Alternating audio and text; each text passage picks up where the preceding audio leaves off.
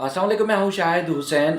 ये वीडियो बड़ी ख़ास है। गुज़श्ता रोज़ इमरान खान के ख़िताब के बाद ना सिर्फ वज़ीर आज़म पाकिस्तान शहबाज शरीफ बल्कि वज़ीर आज़म दिफ़ा के साथ साथ कई सूबाई और वफाकी वज़रा के साथ साथ बलूचिस्तान की जो हुकूमत के अरकान हैं वो भी उस बयान की मज़म्मत कर रहे हैं। असल में बयान था क्या? इमरान खान ने आज न सिर्फ उसकी वजाहत की है बल्कि मज़ीद उन्होंने जहलम के ख़िताब के दौरान भी कहा है कि वो इस बारे में तफसील से बताएंगे कि बुनियादी तौर पर ये उनका जो सिराजुद्दौला का जो सिपा सलार करार दिया था मीर जाफ़र को, वो बुनियादी तौर पर थे कौन और उनका किरदार क्या था। वज़ीर आज़म ने आज जो कौमी असम्बली में खिताब किया, मुख्तसर खिताब किया, लेकिन उन्होंने न सिर्फ तनकीद के निस्तर चलाया और बल्कि नोटिस भी लिया गया है इमरान खान के बयान के ऊपर, और ख़ासतौर पर पैमरा की जानब से टीवी चैनल्स को भी हिदायत जारी की गई हैं, उसकी तफसीलात भी रखूँगा। बल्कि ख्वाजा आसिफ ने जो है वो आज चौंका देने वाली जो गुफ्तगू की है, जिसमें पीपल्स पार्टी के जो रहनुमा हैं, साबिक वज़ीर आज़म भी रहे हैं और उसके बाद फिर आज कौमी असम्बली में स्पीकर भी हैं, वो बैठ के सुनते रहे। यानी कि जो पहले नून लीग कहती रही कि पीपल्स पार्टी के या भुट्टो के खिलाफ कोई साजिश नहीं थी, कोई धमकियाँ नहीं थी, लेकिन आज वो खामोशी से बैठ के सुनते रहे। वो सारी वजह क्या थी? लेकिन इससे पहले वो चीज़ें आपके सामने रखना चाहता हूँ जिसकी वजह से महंगाई जो है वो बढ़ चुकी है। डॉलर ना सिर्फ जो है वो आसमान को छू रहा है बल्कि रियाल भी जो है वो रुपए को बहुत ज़्यादा पीछे छोड़ चुका है। जी हाँ, बिल्कुल। जो पाकिस्तान की स्टॉक एक्सचेंज है आज मुकम्मल तौर पर क्रैश कर गई थी और मुकम्मल तौर पर जो माशी बहरान है वो बढ़ने का ख़तरा हुआ और डॉलर आसमान पर पहुंचा और उसके बाद फिर स्टॉक मार्केट जो है वो मुकम्मल तौर पर ज़मीन पर आ गई। जिसमें जो आज ट्रेडिंग के दौरान जो स्टॉक मार्केट जो वो ट्रेड कर रही थी, जिसमें 15.1595 पॉइंट्स की जो है मंदी रही, और इस दौरान जो है जैसे कहा गया है कि बिल्कुल मुकम्मल तौर पर धरन तख्ता कर गया था। यानी कि डॉलर जो है वो एक दफ़ा दिन में आज ट्रेड कर रहा था 191 पे और उसके बाद फिर 187 पे ट्रेड किया, और उसके बाद फिर इसी तरह रियाल जो है वो भी मुकम्मल तौर पर उस रुपए को उसने पीछे छोड़ा और तकरीबन 49 या उससे ज़्यादा यानी कि 50 रुपए तक का जो है वो फ़रोख्त होता रहा, बल्कि उसकी कीमत जो है वो रुपए की कदर में इस हद तक बढ़ चुकी थी। तो उसमें मजमूई तौर पर देखा जाए तो अरबों रुपए जो सरमायाकार हैं उनके डूबे। इस तरह मैशियत मुकम्मल तौर पर क्रैश कर चुकी है, और जिसकी वजह से हम देख रहे हैं कि न सिर्फ पाकिस्तान के कोने कोने बल्कि जिस तरह आज गंदम का सीज़न है उसके सीज़न के बावजूद आटा जो है मुख्तलिफ शहरों में महंगा मिल रहा है। इस तरह सब्जियों के रेट जो है वो मज़ीद जो है वो बढ़ चुके हैं, और उसके बाद फिर गोश्त जो है वो तो आवाम की पहुँच से मुकम्मल तौर पर दूर है। कहने का मकसद ये है, ये सारी बात करने का मकसद ये है कि महंगाई इस हद तक बढ़ चुकी है। कहते तो थे कि बिल्कुल तजर्बाकार हैं, और तजर्बाकार जो लोग हैं उन्होंने हमेशा हुकूमत चलाई, और उसके बाद फिर अब जब दोबारा हुकूमत में हैं तो वो ना सिर्फ पता नहीं किस चीज़ों में उनका ज़्यादा तजर्बा होगा, लेकिन जो सूरत हाल नज़र आ रही है उसमें ऐसा लग रहा है कि आवाम जो है महंगाई की चक्की में मुसलसल पीस जाएगी। और उसके बाद फिर अब तो अदाद-ओ-शुमार जिस तरह दीगर शहरों में बिजली की लोड शेडिंग के जो है वो शेड्यूल सामने आ रहे हैं, बल्कि अब तो कराची में जो है वो ख़ास तौर पर मज़ीद लोड शेडिंग बढ़ती जा रही है। आज मुझे भी एक मैसेज मौसूल हुआ कि इलेक्ट्रिक की जानिब से, जिसमें दिन में 2 दफ़ा और रात में 2 दफ़ा, यानी कि रात के औकात में जो है वो 12 से 1 और उसके बाद फिर 3 से 4 बजे के दरमियान हमारे इलाके में भी बिजली जाएगी। और मैंने जब ट्वीट किया तो पूछा तो वो कहते हैं कि यहाँ बिजली चोरी है। तो अगर बिजली इस इलाके में चोरी की जा रही है तो फिर उसकी चोरों को पकड़ना जो है वो मुतल्लिका इदारों की जिम्मेदारी है, ना कि आम शहरियों को जो है उसके ऊपर मलबा डाला जाए। इसी तरह मुल्क भर में नाक़िस हिकमत अमली की वजह से जो लोड शेडिंग ख़त्म होने के बराबर थी, अब वो जो है वो अरूज पर पहुँच चुकी है। इसी तरह महंगाई भी अरूज पर पहुँच चुकी है। अब हम आते हैं गुज़श्ता रोज़ के खिताब के ऊपर, जो कि इमरान खान साहब का खिताब था। उसमें काफ़ी जो है वो उन्होंने किसी का नाम नहीं लिया था, किसको वो मुखातिब थे, किसको वो कह रहे थे, लेकिन तूल व अर्ज़ में, मुल्क के तूल व अर्ज़ में भूचाल आया हुआ है कि उन्होंने कहीं ऐसा तो नहीं कि जो है वो जनरल बाजवा साहब के बारे में ऐसा कह दिया हो, लेकिन उन्होंने अब तक जो है वो वजाहत नहीं की। लेकिन उसके बाद फिर जो नौकरी पक्की करने वाले जो हमारे लीडरान हैं या वज़ीर आज़म या उसके बाद फिर जो वज़ीर दिफ़ा हैं, वो भरपूर तरीके से जो है वो अदा कर रहे थे, अपनी ज़िम्मेदारी पूरी कर रहे थे। सबसे पहले तो मैं ख्वाजा आसिफ साहब का स्टेटमेंट आपको पढ़ के सुनाता हूँ, जो उन्होंने कौमी असम्बली में, मैंने उनकी पूरी तकरीर सुनी और कुछ पॉइंट्स नोट भी किए ताकि वो आप तक पहुँचें। वज़ीर दिफ़ा ख्वाजा आसिफ ने कौमी असम्बली में खिताब में कहा कि हमें बैरूनी साजिश का इल्ज़ाम लगाया गया हम पर और रिपोर्टेड हुकूमत कहा गया, और वसूख से कहता हूँ कि ये शख्स मुल्क की बका की ज़ामिन इदारों को तबाह करने की कोशिश कर रहा है। यानी कि वो इमरान खान साहब के बारे में कह रहे थे।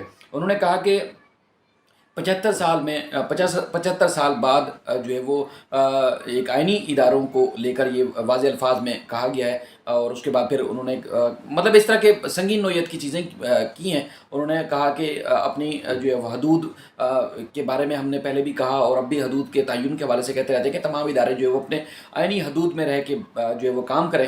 لیکن اس کے بعد پھر اب عمران خان نے جس طرح جو ہے وہ قومی اداروں کو للکارا ہے یا ان کے بارے میں جو بات کی جس کی وجہ سے جو وہ عمران خان ہے وہ قومی رسک بن چکے ہیں. انہوں نے کہا کہ ذاتی مفاد کی خاطر جو ہے وہ اس طرح آئینی اداروں کو جو ہے وہ ان کے بارے میں بات کی جا رہی ہے اور ان کو جو ہے وہ کوٹ کیا جا رہا ہے. انہوں نے کہا کہ عمران خان کے اتحادوں کے ساتھ یہ رویہ جو ہے وہ کافی جو ہے وہ مددگار ثابت ہوا کہ اعتماد کے دوران عدم اعتماد کے دوران کوئی ٹیلی فون نہیں آیا کسی کو بھی, اور عمران خان کی انا رونت اور تکبر جو ہے وہ ہمارے لیے مددگار ثابت ہوا.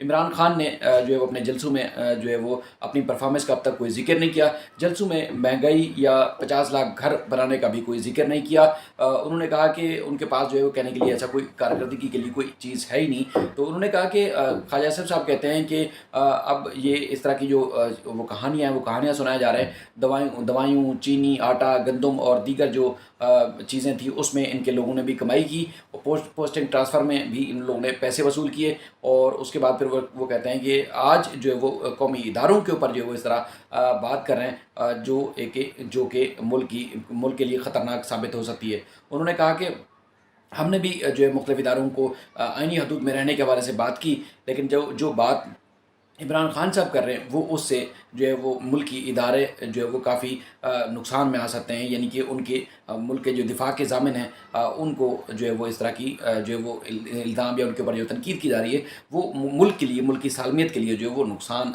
پہنچ سکتا ہے. انہوں نے کہا کہ جو ہے پنجاب اسمبلی کا ایوان ہو یا اس کے علاوہ دیگر جو جگہ تھی وہاں پر بھی جو ہے ہر فورم پر ہمیں جو ہے وہ الزام عائد کیا جا رہا ہے کہ ہم غدار ہیں, غدار کے سرٹیفکیٹ بانٹے جا رہے ہیں. لیکن ہم نے آج تک جو ہے وہ ملک کی جو ہے وہ روایات کے برعکس ہم نے کوئی بات نہیں کی ہے. میں نے کبھی ذاتی طور پر کسی کو غدار نہیں قرار دیا, لیکن جب اب اس طرح کی چیزیں سامنے آ چکی ہیں تو اب جو ہے وہ ان کو کنٹرول کرنا چاہیے, ان کے بیانات کا جو ہے وہ نوٹس لینا چاہیے. ان سے پہلے جو ہے وہ شہباز شریف صاحب نے خطاب کیا اور شہباز شریف صاحب نے بھی جو ہے وہ کڑی تنقید کی جو عمران خان صاحب کے اوپر. اور اس کے بعد انہوں نے کہا کہ عمران خان جو ہے وہ عمران خان کی تقریر کا جو نوٹس لیا جائے. عمران خان نے پاکستان کے جو آئینی ادارے ہیں ان کے لیے بدترین گفتگو کی. اس لمحے کو کنٹرول کرنا ہوگا ورنہ جو معاملہ ہے وہ بے قابو ہو جائے گا اور کچھ نہیں بچے گا. قومی اسمبلی میں انہوں نے خطاب کیا اور خطاب میں کہا کہ جو مئی کے بعد جو لوڈ شیڈنگ میں کمی واقع ضرور ہوئی ہے.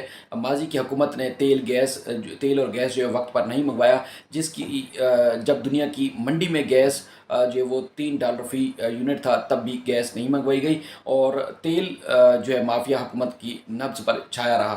انہوں نے کہا کہ سستی گیس نہ خریدنا اربوں روپے کا نقصان جو ہے ملک کو پہنچا اور ہر پلانٹس کی جو ہے وہ ہر سال مرمت ہوتی ہے, لیکن انہوں نے مرمت بھی نہیں کی اور مرمت نہ کرنے کی وجہ سے پلانٹس جو ہے وہ بجلی پیدا جو ہے وہ نہیں کر پا رہے. انہوں نے کہا کہ گیس کے جہاز خریدے ہیں اور اب $5,500 جو ہے وہ مزید اس میں لگیں گے اور بجلی کی جو مجموعی کنٹرول ہے یا لوڈ شیڈنگ ہے اس میں تقریباً کمی آ جائے گی. انہوں نے اپنے بیان میں کہا کہ جو قرضے لے کر آنے والی جو وزیر اعظم تھے عمران خان کو انہوں نے کوٹ کرتے ہوئے کہا کہ قرضے لے کر آنے والوں نے نسلوں کو جو ہے وہ گروی رکھ دیا ہے.